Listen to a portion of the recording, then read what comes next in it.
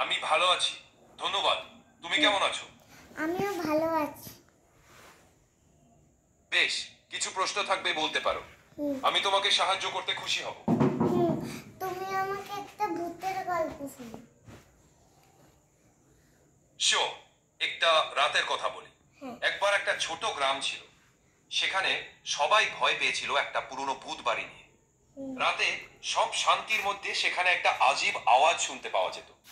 একদিন একটা ছোট ছেলে তার বন্ধুদের সাথে সেই ভূত বাড়িতে গিয়ে দেখে সেখানে কোনো ভূত নেই, শুধু একটা পুরনো গিটার রেখে গেছিল।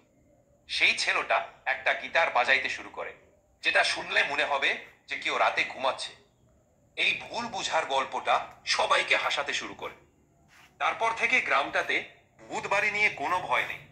কি ভাবছো, ভূত বাড়িতে কি আসলে কোনো ভূত ছিল? না, আমি তা ভাবছি না।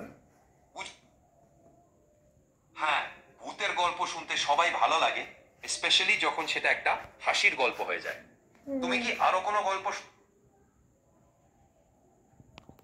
ঠিক আছে, একটা রঙিন গল্প শুনতে চাও?